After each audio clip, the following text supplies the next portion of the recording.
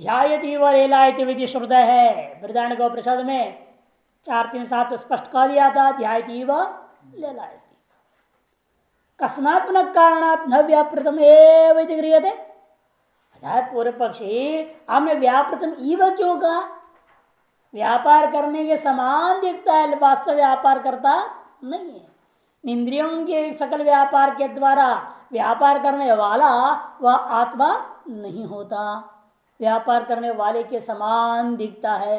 ऐसा आपने क्यों कहा? अकस्मात् कारणात् पुनः न व्यापृतम एव, व्यापार करने वाला ही है वो, ऐसा आप क्यों नहीं कहते हो? इत्यतः तब जवाब में कहते सर्वेन्द्रिय विवर्जितम, क्योंकि वास्तव में वहां कोई इंद्रियां है नहीं, तो इंद्रियों के व्यापार वाला कैसे बन जाएगा? वो इंद्रियां है नहीं उसके पास कोई। सर्वेन्द्रिय विवर्जितम सर्व कर्ण रहित, सकल कर्ण सामग्री से रहित होने के कारण से मैं कहता हूं ध्यायतीव लेलायतीव।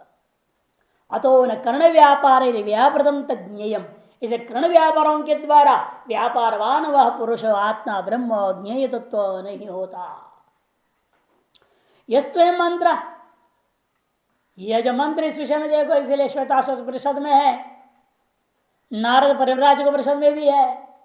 श्वेताश्वतर 3:19 में, नारद परिव्राजक परिषद में 9वां अध्याय 14वां मंत्र में आया अपानिपादो जवनो गृहीता पश्यत्य चक्षु शृणोत्यकर्ण इत्यादि स सर्वेन्द्रियोपाधि गुणानुगुण्य भजन शक्तिमत तज्ञेयमित्येवं प्रश्नार्थ न तो साक्षादेव जवनादि क्रियावत प्रदर्शनार्थ।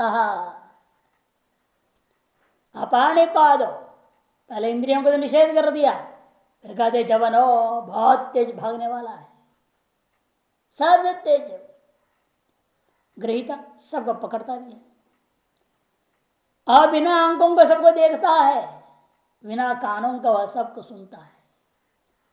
इत्यादि से स्पष्ट हो रहा है बिना इंद्रियों का भी, बिना कर्ण का भी वो व्यापार वाला है। आपने कैसे कह दिया व्यापार वाला नहीं होता? इंद्रियों के अभाव होने मात्र से वह व्यापारवान नहीं होता। यह आपका कथन श्रुति के विरुद्ध है। तब सिद्धांत के ऐसा मत कहो। ये किस लिए आया हुआ श्रुति? सर्वेंद्रिय उपाधि गुणानुगुण्य भजन शक्ति मत, सकल इंद्रियों के जो व्यापार के अनुरूप व्यापार शक्ति के वाले के समान हो जाता है, ये दिखाने के लिए। जैसे बिजली है, जैसी उपाधि में छोड़ो वैसी उपाधि वाला होकर प्रकट हो जाता है बिजली, है ना। आजकल तो बल्बों की तो विचित्र आकार बना दिए हैं, स्पष्ट ही दिख रहा है वहां पर बिजली को किस आकार वाला मानोगे? बिजली सर्वाकार वाला है कह दिया जाता है, वास्तव में बिजली निराकार है, उसको आकार। पंखे में देखो हवा के आकार पाकर घुमा दिया उसने, हवा ले। पानी के मोटर में वही बिजली गया, वो पानी फेंकने लग गया। ऐसे अपने उपाधि बनाया, जैसे उपाधि बनाते उसको बिजली उसी हिसाब से आपको कार्य दिखाई देता है। तारस व्यापारवान के रूप में वह बिजली प्रकट होता है। उसी प्रकार यह परमात्मा ब्रह्म भी है। इन इंद्रिय रूप भले उसके पास कोई इंद्रिय नहीं है, लेकिन जिस जीव के पास शरीर है, इंद्रियां हैं, उन इंद्रियों के साथ तादात्म्य भाव, इसलिए कहते क्या? आनुगुण्य भजन शक्ति मत। इंद्रियों के, इंद्रिय रूपी जो उपाधि गुणों के आनुगुण्य, उन उपाधि के व्यापार के अनुरूप व्यापार वाला होता हुआ तद तदाकार प्राप्त भजन शक्ति मने तदरूपता को प्राप्त करने की शक्ति सामर्थ्य वाले के समान दिखाई वह ज्ञेय इत्यं प्रदर्शनार्थ, इस बात को दिखाने के लिए मंत्र आया हुआ है। न तो साक्षात जवनादि क्रियावत्व प्रदर्शनार्थ, साक्षात उस ब्रह्म में वास्तव में जवनादि क्रियावत्व है, इस बात को प्रदर्शन कराने के लिए नहीं है। ये उसी प्रकार है जिस प्रकार से अन्यत्र है अंधो मणिम अविंदयत, अंधो मणिम अविंदयत इत्यादि मंत्र आता है। तैत्रीय आरण्यक का मंत्र ही है, 1:11 का है ये, प्रथम अध्याय 11 मंत्र तैत्रीय आरण्यक का। अंधो मणिम अविंदत, अंधा क्या किया? मणि को ढूंढ के निकाल लिया और उसको पहना किसने? निरंगुलितम आवयत, जिसका कोई अंगुलियां नहीं उसने अंगूठी को पहन लिया। ऐसे वर्णन आया है वेद में। अंधा कभी मणि को ढूंढ के निकाल सकता है? खोया हुआ को खोज काज करके कैसे खोजे, कहां से निकालेगा वो? और पहनेगा निरंगुली वाला, ऐसे कैसे होगा? और वर्णन कौन कर रहा है? मुख गूंगा, गूंगा ने वर्णन किया और उसको बहरे ने सुन करके बड़ी तालियां बजाकर प्रशंसा कर दी। बताओ कैसे हो सकता है? ऐसी विचित्र मंत्र है ये। इत्यादि मंत्रार्थवत, इत्यादि मंत्र जिस प्रकार अर्थवाद माना जाता है उसी पर यह भी अर्थवाद समझनी चाहिए। तस्य मंत्र से अर्थ, इस मंत्रों के अर्थों के समान ही आपने जो बताया था अपाणि पद चौनक रीति इत्यादि मंत्रों का अर्थ समझना। अर्थवश श्रुते अर्थ है तात्पर्य भावात न प्रकृति प्रतिकूलता इत्यर्थः। अर्थवाद जो है श्रुत अर्थ में उसका कोई तात्पर्य नहीं होता है, उसका तात्पर्य कुछ और ही होता है, इसलिए हमारे प्रकृति के साथ कोई विरोध नहीं है। यस्मात् सर्वकर्ण वर्जितंगेयम तस्मात् असक्तम। अब उत्तरार्ध पहुंचा, असक्तम जिसलिए सकल कर्णों से रहित है वह ज्ञेय ब्रह्म, इसलिए वह आसक्त है, किसी भी चीज से संबद्ध ही नहीं है। सर्वसंग अभाव है, वो सर्वाधिष्ठान होता हुआ भी सकल ब्रह्म वस्तुओं के साथ उसका कोई संबंध नहीं है। ये विचित्रता है ना। भ्रांति का जो विषय होता है सर्पादि का किसी प्रकार संबंध है क्या रज्जुआदि के साथ? उसी प्रकार से भ्रांतित्व इस जगत का किसी प्रकार का भी संबंध उस आत्मा के साथ न होने से वो आत्मा का स्वरूप क्या है? असक्ता। ये कहते सर्व संश्लेष वर्जितम। असक्तम का क्या? सर्व संश्लेष वर्जितम, सर्व संश्लेष रहित है। यद्यपि एवं तथा भी सर्वभृत, यही तो विरोधी चीज है ना। यद्यपि वास्तव में वो कैसा है? वो असक्त है, फिर भी सबको धारण करने वाला है। कैसे सबको धारण किया हुआ है, धारण पोषण कर रहा है? सदास्पदम में सर्वम सर्वत्र सद्बुद्धि अनुगमात। सदास्पदम में सर्वम, सत अधिष्ठान वाला ये सारा भ्रम है। जितनी बड़ी भी भ्रांति होगी उतना ही बड़ा उसके अधिष्ठान मानना पड़ जाएगा ना। जितनी सुपर क्वालिटी का भ्रांति है उतनी ही सुपर क्वालिटी के अधिष्ठान माननी पड़ेगी, इसको कोई संशय ही नहीं। इसलिए कहते हैं सदास्व में सर्वत्र सद्बुद्धि अनुगमात। नहीं मृग दृष्टिकादियों भी निरास्पदा भवंती, मृग दृष्टिकादियों भी निरास्पदा न भवंती। बात वही आ रही, लगभग एक ही विषय चल रहा है मांडक्य और यहाँ पर। क्योंकि मृग दृष्टि का आदि जो है ना निर्दिष्ठान ब्रह्म हो नहीं सकते। निश्चित रूपेण वहां कुछ न कुछ हो रहा है, कोई ना कोई अधिष्ठान आपको मानना ही पड़ेगा। इसलिए कहते हैं अतः सर्वभृत सर्वम विभर्ति, इसलिए वह सबको धारण करने वाला है। सर्वम विभर्ति सर्वभृत, ने सकल ब्रह्मों को अपने में अधिष्ठान का ब्रह्म धारण किया हुआ है। इस सर्पादियों को रज्जु धारण किया हुआ रहता है, उसी प्रकार से सारा जगत को धारण किया हुआ है। यह ब्रह्म असक्त होता हुआ भी ऐसे समझना चाहिए। बिल्कुल अजातवाद बोल रहे हैं भगवान भी। स्यादिदम च अन्य ज्ञेय सत्वादिगम द्वारम, एक और भी कारण है समझो इस ज्ञेय का सत्व को जानने की तरीका क्या है? वो यह ब्रह्म निर्गुणम सत्वरजतमान से गुणा तैर वर्जितम तज्ञेयम। सत्व रज और तम रूपी ये जो तीन गुण है इनसे रहित है वह ज्ञेय।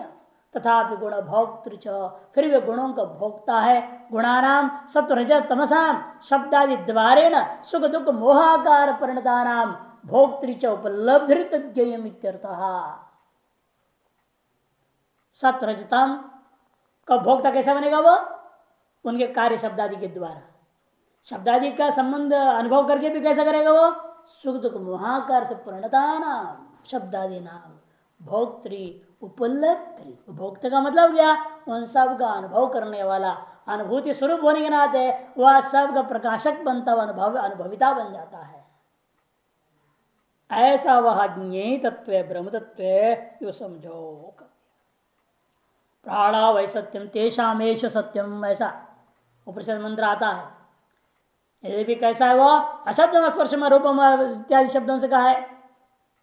कठोपनिषद 3:1-5 में, अप्राण ह्यमना शुभ्र मुंडकोपनिषद 2:1-2 में, यद्रेश्यम अग्राह्यम अचक्षु श्रोतम पाणिपादम मुंडक 1:1-6 में, 556 में नीलकंठी 556 पृष्ठ का नीलकंठी में सारे श्रुतियों को दिया हुआ है। देखिए, आसक्तम सर्ववृच्छ से पहले, और अगला प्रश्न में दिया तीसरी पंक्ति नीलकंठी, प्राणा वै सत्यम तेषाम वेश सत्यम, बृहदारण्यक 2:3-6, वही और नीचे जाकर ध्यायती व लेलायती व बृहदारण्यक 4:3-7, और अपाद्य अपाणि पाचन ग्रहीता पशत चक्षु शृणोते कर्ण इत्यादि श्वेताश्वर 3:19, नारद पर 9:14। इस प्रकार से श्रुतियों भी समर्थन में है, यह स्मृति का अनुकूल है, इसलिए स्मृति श्रुति विरुद्ध नहीं है, स्थापित कर दिया। किंच, इतना ही नहीं, वाग्ञेय ब्रह्म कैसा है, बहिरंतश्च भूतानाम अचरम चरमेव च सूक्ष्मत्वा तद विज्ञेयम् दूरस्थं चान्तिके च तत्। बहिरंतश्च भूतानाम, भूतों का बाहर भीतर सब है। भूतों का बाहर भीतर मैंने भूतों का अंदर गया, भूतों का बाहर गया है? शरीर को लेकर व्यवस्था है, ये चमड़ा को लेकर व्यवस्था कर दिया। चमड़े का भीतर, चमड़े के बाहर, चमड़े के भीतर जो अंदर जो है आत्मा से लेकर, आपकी हृदयस्थ आत्मा से लेकर के चमड़ा पर्यंत को अंदर कर दिया, और चमड़े से बाहर वो बाहर कर दिया गया, ये व्यवस्था दिया गया है। तो बहिरंतश्च भूतानाम, मध्य में क्या है फिर, चरमाचरम एव च कह दिया। आचर और चर को मध्य रूप में कल्पना कर लेना, मध्य नहीं है समझो। जब आप भीतर बाहर है तो बीच में कुछ होना चाहिए, बीच में क्या मानना, जितने भी चराचर भेद है सब देहाभास है, उनको ले लेना। रज्जु में सर्पाभास होता है, वैसे इनको भी समझ लो कह दिया। यदि अंदर बाहर मध्य सब जगह वही है, व्यापक ब्रह्म फिर हमें क्यों नहीं दिख रहा, सूक्ष्मत्वात्, सूक्ष्म होने से, सूक्ष्मत्वात् सूक्ष्मतरम नित्यम, सूक्ष्म सूक्ष्मतरम नित्यम, ऐसी श्रुति कहती है। सूक्ष्म से भी सूक्ष्म है, आप आकाश को सूक्ष्म समझते हो, उससे भी सूक्ष्म ब्रह्म है। सूक्ष्मात् सूक्ष्मतरम नित्यम श्रुति ने कहा है। हतेव तद विज्ञेयम्, किनके लिए, अज्ञानियों के लिए वह अविज्ञेय है। क्योंकि आपकी यह बुद्धि मोटी है, तो मोटी वस्तु को पकड़ लेती है, घटपट को। आपकी बुद्धि इतनी पैनी होती जाएगी, दृश्य अग्रया बुद्धिया सूक्ष्मया सूक्ष्म दर्शी। कठोर प्रश्न साहब का है कि वह उसी को दिखाई देता है जिसकी बुद्धि इतनी पैनी होगी, इतनी पैनी हो गई तो अत्यंत सूक्ष्म है। अग्रया सूक्ष्मया, जो सूक्ष्म नहीं कहा, अग्रया भी कह दिया, विशेषण डबल है वहां पर। शुद्धता माननी पड़ेगी। हाँ, अंतःकरण की शुद्धता ही यहाँ पर अग्रता और सूक्ष्मता, कुछ नहीं है। बुद्धि जितनी पैनी होने का मतलब क्या, इतनी साफ है, उसको पहले बोल चुका है, शुचिर दक्ष। भगवान ने क्या कहा, जो व्यक्ति सामान्य दम्भित्व में आया था, अंत में वह जितना आपकी शुद्धिकरण होते जाता है, उतना ही आपकी दक्षता क्रियाकलाप, उसी दक्षता को ही यहां पर अग्रया बुद्धिया सूक्ष्मया, तो उसके लिए तो यही है। और जिसकी मोटी बुद्धि है और जिसका अंतःकरण में मल के परत इतने चढ़े हुए हैं, बुद्धि का विवेक काम ही नहीं करता, ऐसे व्यक्ति के लिए अविज्ञेयम दूरस्थंच, बहुत दूर में स्थित है ब्रह्म, उसके लिए अविज्ञेय भी है और बहुत दूर में स्थित है। अंतिके च तत्, हर बहुत नजदीक है। इसलिए कहा ये हर वृत्ति ज्ञान के साथ है, प्रतिबोध विदा मता, चैतन्य का अनुभव में नहीं आ रहा है। स्मृतिकार ने कहा ज्ञानस्याभ्यंतरे ज्ञेयम माधुर्यम पयसो यथा। जैसा दूध में मिठास है, व्याप्त है कण कण में, उसी प्रकार से आपके हर एक वृत्ति ज्ञान के भीतर में चैतन्य व्याप्त। ज्ञान से ज्ञेयम ब्रह्म अस्ति यथा माधुर्यम पयसो यथा। और इस श्लोक के बारे में तो अनेक मंत्र है। ईशावास 5 मंत्र स्पष्ट ही है। तदूरे तदंत के तदंतर से सर्वस्य तत्सर्वस्यास्य बाह्यतः। ईशावास परिषद है ना मंत्र 5। यह नीचे अगला पृष्ठ भाषोत्तर दीपिका। तदे जति तन्नय जति तदूरे तद्वंतिके तदंतर से सर्वस्य तदु सर्वस्यास्य बाह्यतः। दूरासु दूरे स्तुतियांतिके च पश्यत्सि हैव निहितं गुहायाम। ये मुंडकोपनिषद 3 एक साथ। ईशावास्य परिषद 5 मंत्र में भी इसी प्रकार है। मुंडकोपनिषद 3 एक साथ में भी है। यह जितने भी बोल रहे हैं कि निर्गुण प्रकरण है, निर्गुण प्रकरण 13वां अध्याय में हर एक आपको श्लोक के पीछे 2-4 श्रुतियां मिल जाते हैं। हर श्लोक का पीछे 2-4 श्रुति मिलता है। श्रुति आधारित पूर्ण रूप में ठोस है 13वां अध्याय। भाष्यम बहिस्त्वक् पर्यंतम देहम आत्मत्वेन अविद्या कल्पितम अपेक्ष्य।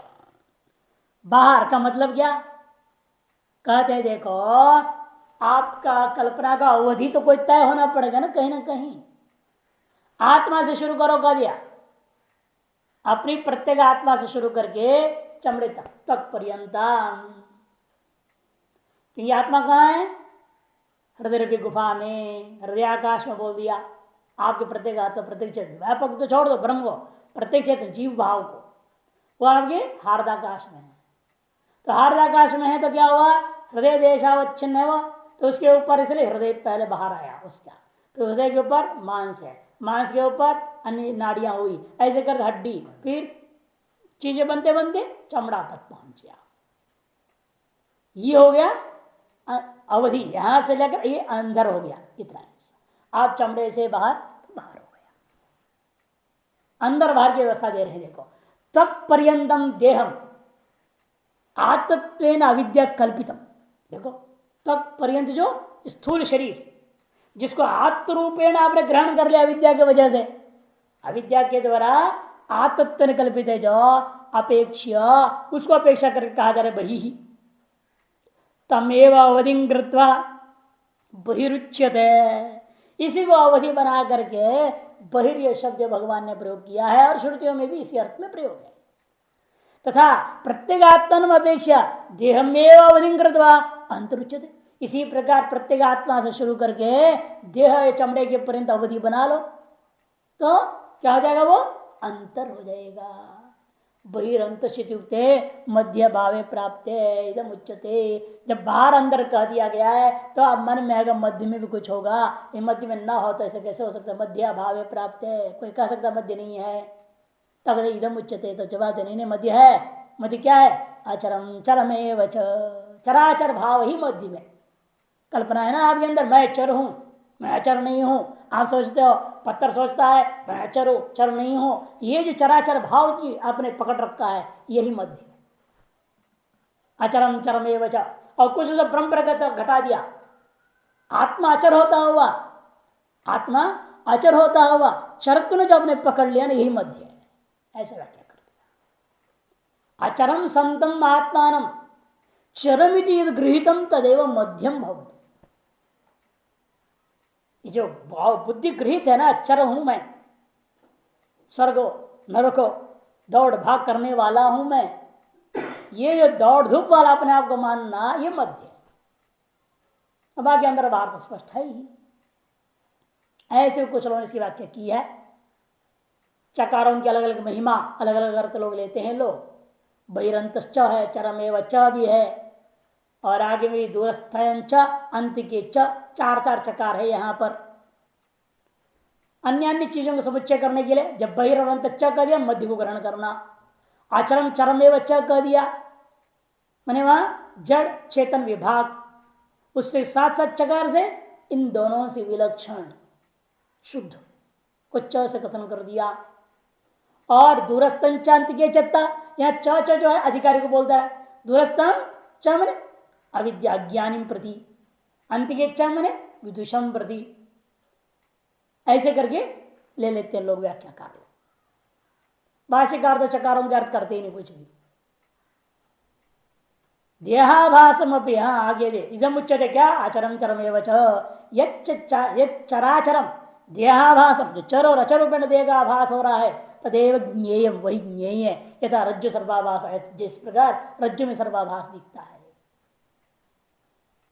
यदि अचरम चरम एवं व्यवहार विषय सर्वं ज्ञेयम किमर्थम इदम सर्वैर्न विज्ञेयम, यदि अचर और चर रूपेण व्यवहार का जो विषय है यही सब कुछ वो ब्रह्म ज्ञेय है, फिर क्यों यह लोग जो है किमर्थम इदम इति सर्वैर न विज्ञेयम, क्यों इसको ब्रह्म रूपेण सभी के द्वारा नहीं जाना जा रहा है, इति चेद उच्यते। तो जवाब में कहा सत्यम, बात अब कहना ठीक है। सर्वाभासम तत्, यद्यपि सभी को अवभाषण करने वाला चेतन सर्वाभास रूपेण ब्रह्म ही है, अतएव इसको कोई संशय नहीं है वह ऐसा है। तथापि व्योमवत सूक्ष्म, फिर भी आकाश और सूक्ष्म होने से जिस प्रकार आकाश को आज तक किसी ने देख नहीं सका, अनुभव नहीं कर सका, उसी प्रकार से वो भी समझो। अवकाश प्रदातृत्व अनुमान कर लेते हैं, यहाँ पर आकाश है ना। आप निकल गए, आर पार हो गए, तो आप कहेंगे हो हमको जाने आने का अवकाश मिल गया इसलिए यहाँ आकाश है।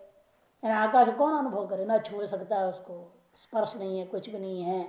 शब्द आने में है, आपका शब्द सुनाई दे रहा है, इसका बीच में आकाश हम दोनों का, ये आकाश सुना हो तो शब्द कहां से सुनाई देगा आपको। आकाश के माध्यम से शब्द का गमनागमन है। विचित्रंग न्याय या कदम मुकुल न्याय से जाएगा, आएगा या नहीं। सत्याम इसलिए सर्वा तथा तथा भी व्योम सूक्ष्म, अतः सूक्ष्मत्वात् स्वयं रूपेण ज्ञेयम अपि अविज्ञेयम अविदुषाम, ऐसे सूक्ष्म के नाते स्वस्वरूपेण वह ज्ञेय होते हुए भी अविद्वानों के लिए अविज्ञेय है। विदुषाम तो विद्वानों के लिए तो ज्ञेय हो गया। कैसे? आत्मविदम सर्वम ब्रह्मविदम सर्वम इत्यादि प्रमाण तो नित्यम विज्ञातम, छांदोग्य परिषद है। आत्मविदम सर्वम 7:25-2, ब्रह्मविदम सर्वम बृहदारण्यक 2:5-1 इत्यादि प्रमाणों से नित्य विज्ञात विद्वानों के लिए, अविज्ञात होने के कारण से अविज्ञाततया दूरस्थम वर्ष सहस्र कोट्य भी अविदुषाम अप्राप्यत्वात्, सैकड़ों हजारों करोड़ों वर्ष का व्यवधान हो जाए तो भी अज्ञानी के लिए वो इतना दूर है कि वह कभी प्राप्त ही नहीं कर सकता। अंत के चतत, और वही विद्वान के लिए बहुत ही समीप है। क्यों? उसकी अपनी आत्मा ही तदात्मत्वादुषाम, विद्वान के लिए अत्यंत समीप है, क्योंकि वह उसका अपना ही आत्मस्वरूप मान लेता है। मैं उसे अभिन्न नहीं हूं, मैं ही हूं, अहम ब्रह्मास्मि मान लिया, अब उसे दूर कहा रह गया।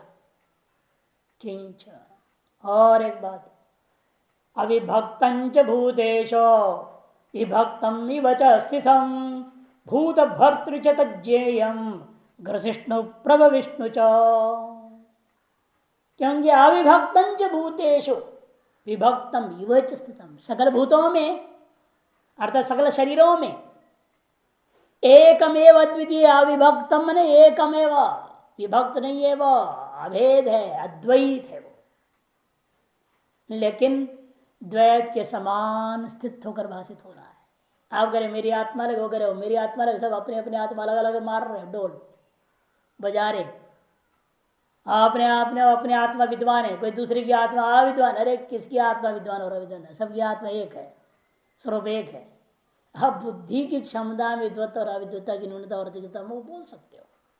बुद्धि विद्वान होती है, बुद्धि अविद्वान है। बुद्धि मूर्खा है, बुद्धि पंडिताहीन है। सब बुद्धि और मन का खेल है सारा।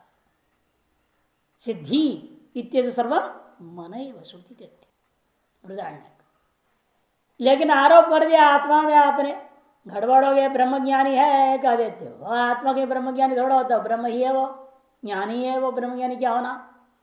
उपाधि को लेकर के कहा जाता है। तद्ज्ञेय, वह जो ब्रह्म रूपा ज्ञेय कैसा है? वह भूत भर्तृ ग्रसिष्णु प्रविष्णु, थोड़ा क्रम उल्टा पुल्टा है।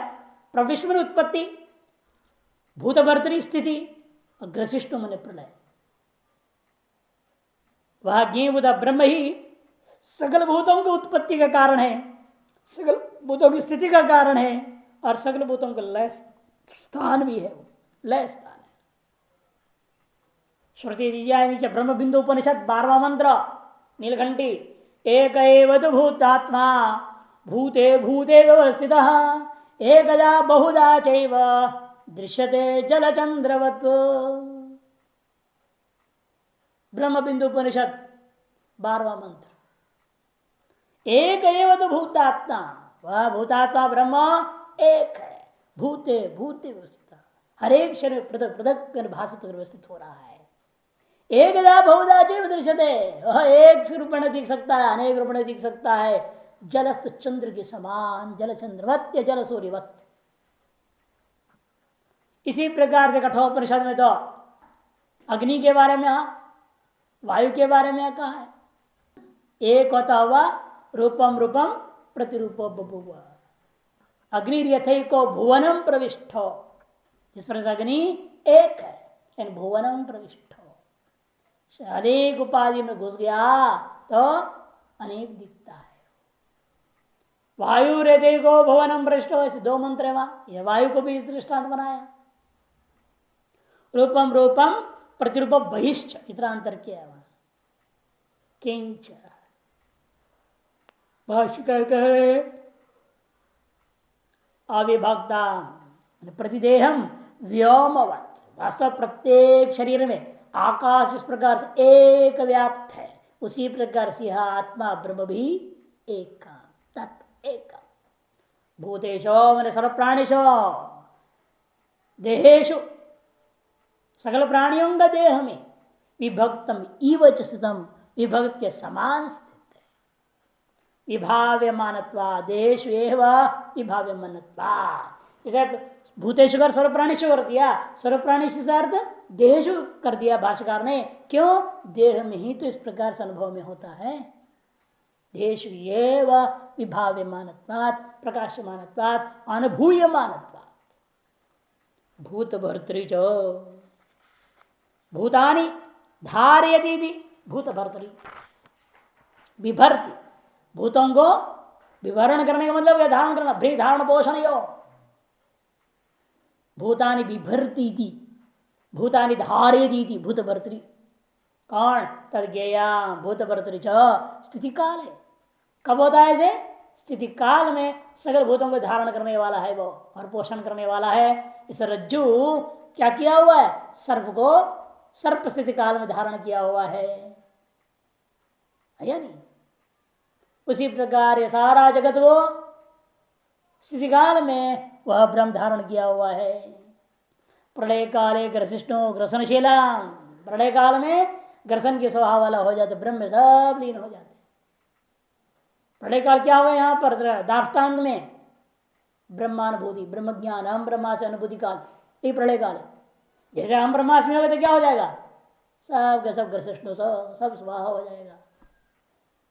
प्रबुद्धश्चेदानंदे न तुम न हम न वही जगत, आनंद में प्रबुद्ध होना ही प्रलय। और उत्पत्ति क्या है? अविद्या में जग जाना ही उत्पत्ति है। अविद्या में जगना उत्पत्ति, और अविद्या में अहंकार करता हुआ कर्म आदि का अभिमान करता विषय भोग करना स्थिति, और ब्रह्म विद्या का उगना वही प्रलय काल दाष्टान्त। कृष्ण रसनशीलम उत्पत्ति काले प्रविष्णु च प्रभोनशीलम, और उत्पत्ति काल में विविध रूपेण प्रकृष्ट रूपेण भवितुम शीलम अस्यति प्रभोनशीलम। यथा रज्ज्वादि सर्पादि मिथ्याकल्पित, जैसा रज्ज्वादि मिथ्याकल्पित सर्पादि के उत्पत्ति और लय का जो तीनों ही कालों में उसको उत्पन्न करने वाला भी वही है, और उसका स्थिति काल में अधिष्ठान भी वही है, लय स्थान भी वही है। उसी प्रकार यहां भी समझो। ज्योतिषामपि तज्ज्योतिष तमसः परमुच्यते ज्ञानं ज्ञेयं ज्ञानगम्यं हृदय सर्वस्य विष्ठितम्।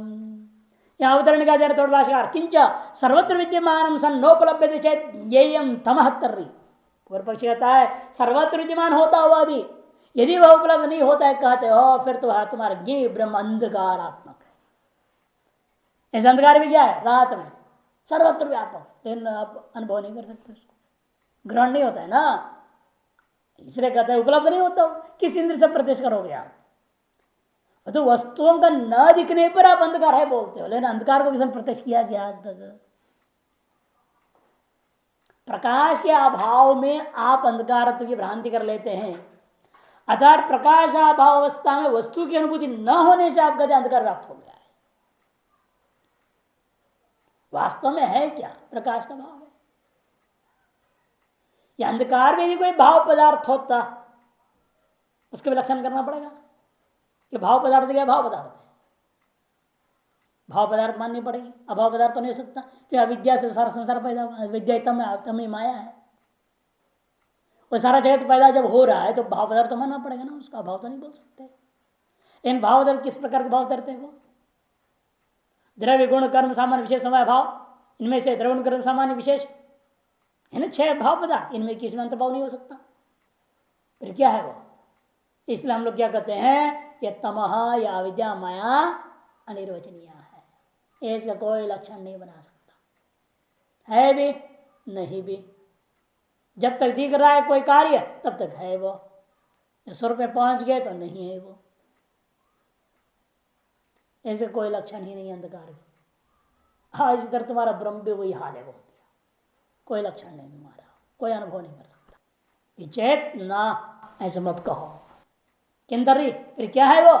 ज्योतिषाम तज्ज्योति तमसः परमुच्यते ज्ञानं ज्ञेयं ज्ञानगम्यं हृदय सर्वस्य विष्ठितम्। कई पाठ पे दे धिष्ठितम, सर्वस्य धिष्ठितम, अधिष्ठितम होना चाहिए, अधिष्ठितम, और कहा गया? लोप हो गया।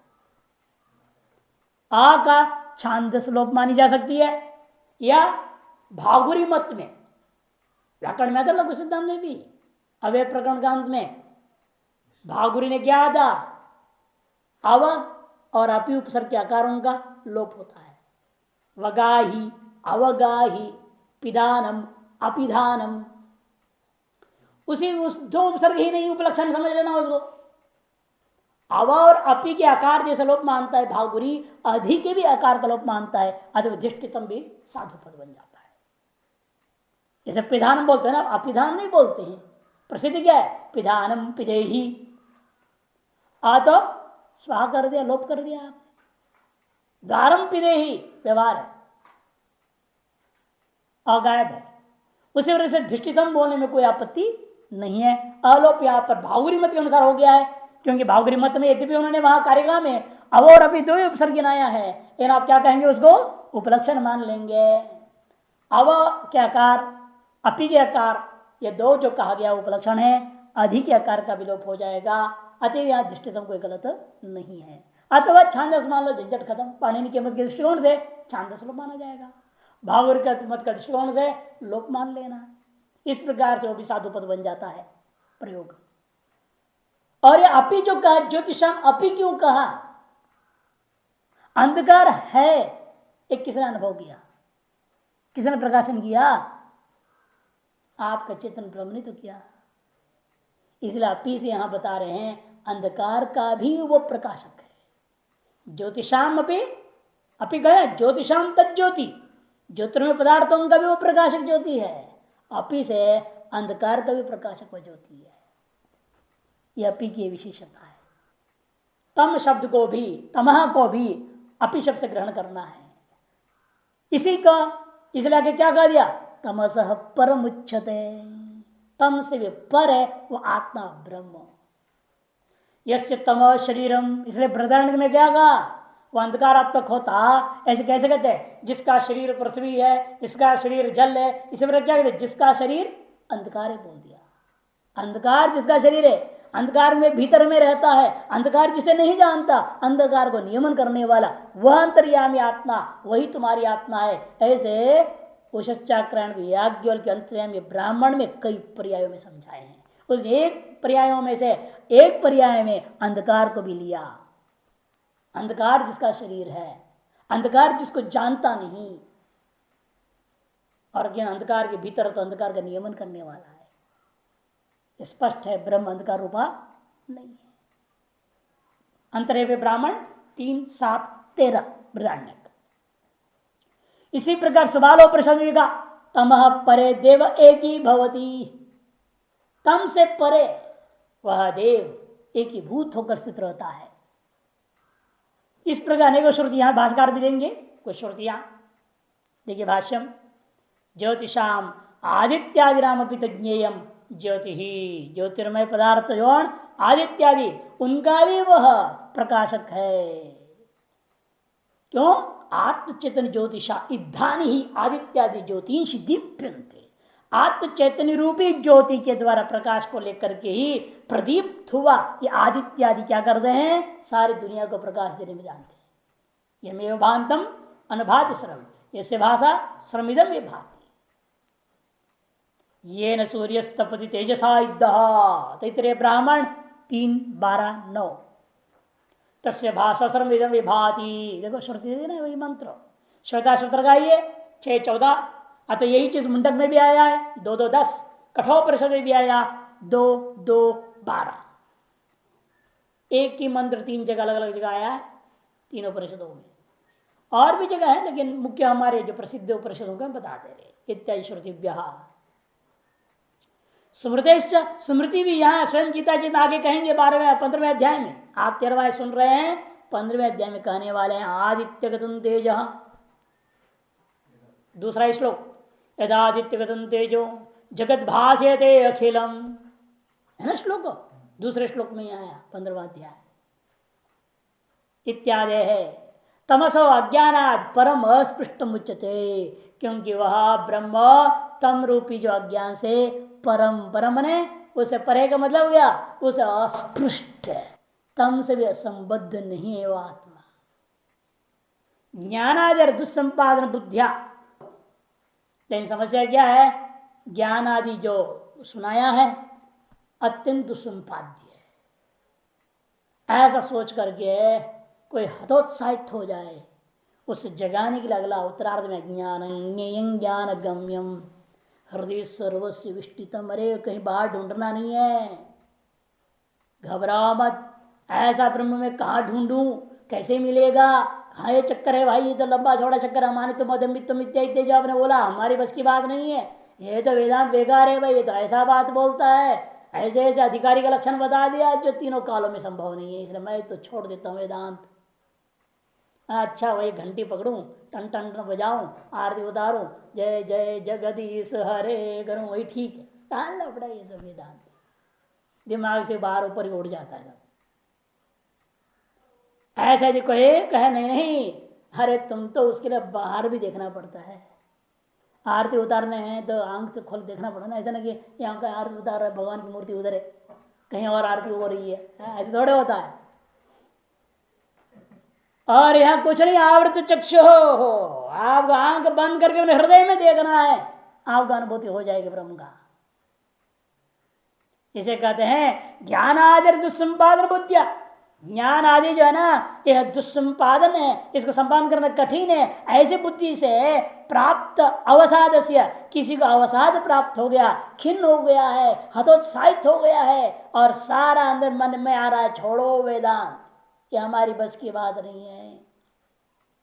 ऐसे सोचने वाले का उत्तम बनार्थम, उसको उठाना है। नहीं भाई तुम तो वही सिंह हो, है ना, वेदांत केसरी हो, कहा तुम गर्जना करो हम ब्रह्मास्मि, गर्व से कहो हम हिंदू है, क्या हिंदू बिंदु है, बेमतलब बात करते हैं। गर्व से कहो हम ब्रह्म है, हम ब्रह्मास्मि बोलो, घबरा रहे हो बोलने से तुम।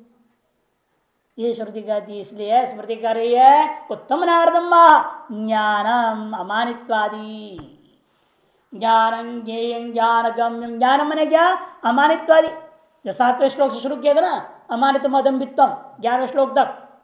ज्ञेयम मने ज्ञेयम यद तत्प्रवक्ष्यामि इत्यादि जो कहा गया 13वां अध्याय किसी के 12वें श्लोक से लेकर इसी श्लोक तक जो कह रहे हैं 17वें श्लोक तक, 7 से 11 ज्ञान की चर्चा हो गई और 12 से 17 ज्ञ की चर्चा हुई, और खेती की चर्चा उससे पहले 5 और 6 में उधर गया है कि नहीं।